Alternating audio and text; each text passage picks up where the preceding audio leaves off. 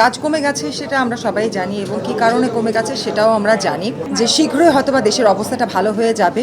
আমরা যথেষ্ট সাফার করছি, আমাদের হয়তোবা কষ্ট নেই, আমাদের হয়তোবা চাহিদার টা খুব ওইসব বিষয় নেই, কিন্তু আমরাও মানুষ। প্রত্যেক রকমের ব্যবসায় কিন্তু ক্ষতিগ্রস্ত হয়েছে। আমাকে অনেক দিন পরে দেখেছেন আপনারা, তাই না?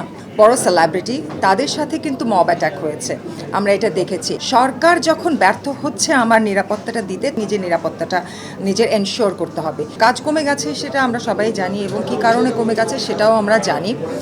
ওপেনিংটা এখন হচ্ছে এবং ওপেনিংয়ে আমাদের শুধুমাত্র দেখা যাচ্ছে বিকজ ওপেনিং ছাড়া তো আর অন্য কোনো কিছু হচ্ছে না। ওপেনিং ছাড়া অন্য কোনো কাজ হলে পরে দেখা যেত।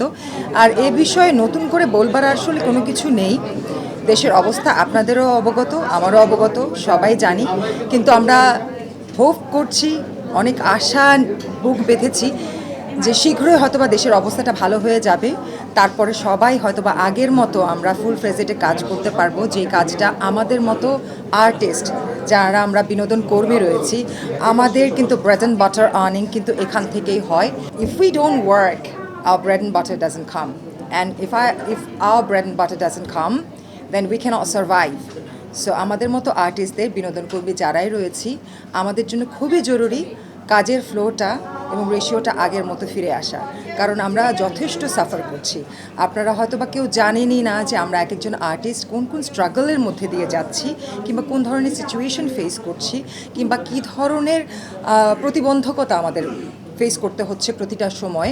এটা হয়তো বা আপনারা জানেন না। এবং বেশিরভাগ মানুষই মনে করে যে আমরা মিডিয়ার পেছনে একটা জাঁকজমকপূর্ণ দুনিয়াতে আছি, আমাদের হয়তো বা কষ্ট নেই, আমাদের হয়তো বা চাহিদার টা খুব ওইসব বিষয় নেই, এতটা অভাব নেই, কিন্তু আমরাও মানুষ। আমাদের যদি প্রায় 2 বছরের মতো কাজ বন্ধ হয়ে থাকে, তবে একটা আর্টিস্টের জন্য সার্ভাইভ করাটা বুঝতে পারেন তো যে কতটুকু ডিফিকাল্ট হয়ে যায়। উই আর আর্টিস্ট, আমরা কোনো বড় টাইকুনস না, বিজনেস টাইকুনস না যে আমাদের কয়েকশো কোটি, কয়েক হাজার কোটি টাকা আছে এবং আমরা এটা বছরের পর বছর পায়ের উপর পা তুলে বসে খেয়ে উড়িয়ে যেতে পারবো। সো কাজটা হওয়াটা খুবই জরুরি। আশা করছি যে সামনে কোনো নির্বাচিত সরকার যদি আসে, সেই সরকার এই পুরো দেশটাকে, শুধুমাত্র আমাদের আর্টিস্টদের কাজ হচ্ছে না তা নয়, সবার কিন্তু entire country people are suffering.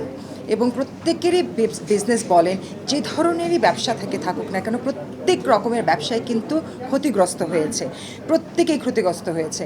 তো সবার যেন জীবনটা আবার ফিরে পায় এবং সবাই আবার কাজে সচ্ছলতা ফিরে পায়, এটাই কামনা করব। মতামতটা যেমন দেখেন যে আমাকে অনেক দিন পরে দেখেছেন আপনারা, তাই না?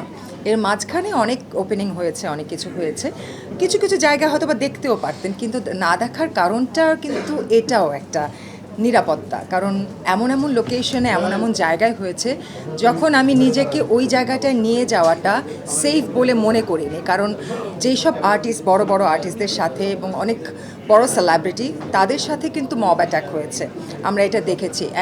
আমরা বলি কি, এটা মবের রাজ্যে পরিণত হয়েছে বাংলাদেশটা। সো এই মবের রাজ্যে কখন যে কার উপর এই হামলাটা হয় এটা বলা যায় না। যার কারণে কিন্তু আমিও অনেক জায়গায় যেতে না করে দিয়েছি, আমি ডিনাই করেছি যে ওই জায়গায় আমি যাব না, বিকজ আমার কাছে মনে হয়েছে আমার নিরাপত্তাটা সবচেয়ে আগে জরুরি। এবং সরকার যখন ব্যর্থ হচ্ছে আমার নিরাপত্তাটা দিতে, তাহলে আমার নিজের ঘরে বসে থেকে নিজের নিরাপত্তাটা নিজের এনশিওর করতে হবে। তো এটা খুবই দুঃখজনক একটা বিষয়।